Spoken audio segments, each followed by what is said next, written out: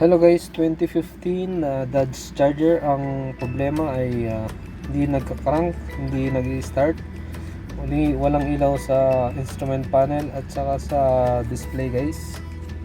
Ito ipapakita ko sa inyo guys.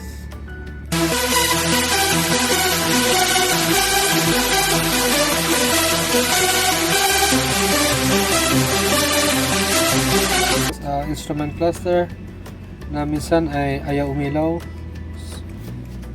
Yan guys, at saka itong sa display screen ayaw umilaw guys. So ito yung ating titingnan guys kung bakit ayaw umilaw, anong problema. So ito guys ay 2015 Dodge Charger. Papakita ko sa inyo guys kung paano ko gawin.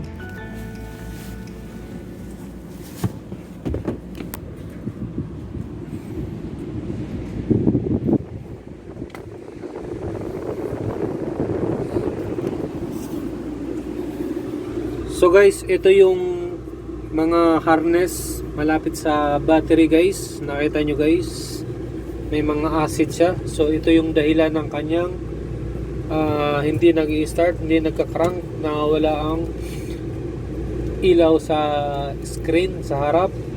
So ito yung mga problema ng mga Dodge Charger guys. Tignan nyo guys yung mga wiring nagkadikit-dikit. So ito yung aayusin natin guys.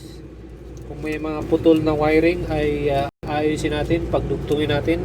Aayusin natin mga guys. Ayan. So papalitan natin ang mga wiring. Ito yung mga putol. Ito yung dahilan kung bakit ayaw mag-start, ay mag-crank, na walang ilaw sa display sa lahat ng mga Dodge Charger. So kasi yung mangyayari ito guys dahil sa acid ng battery na nagkakos ng kasiraan sa mga wiring.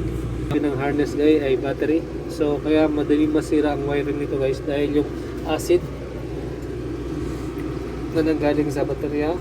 So pagka kumalat ang acid ay natatamaan itong mga portion na yan. Yan 8.6. ayan. So ngayon ikakabit na natin yung ating ginawa. So ayan, nakakabit na yung battery, naayos na rin yung mga wiring na sira. Titingnan natin ngayon guys kung i-start na. Pupunta na tayo para i-start.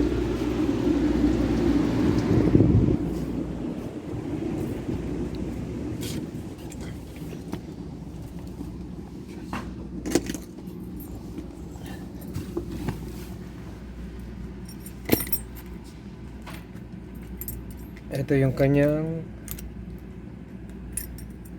remote key-fob.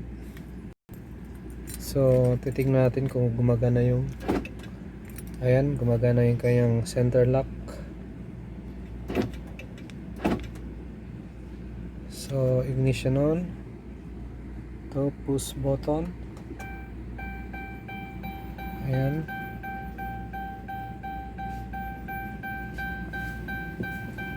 Start na.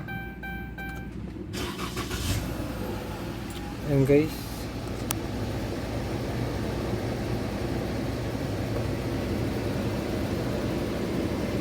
So okay na. Start na siya guys.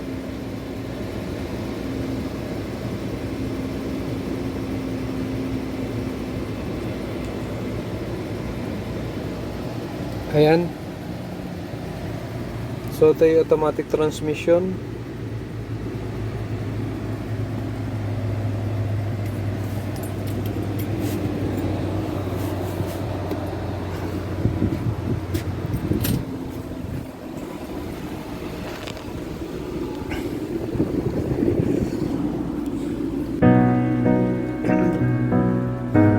So ito yung location ng battery guys, nasa rear, right, nasa sa dulo.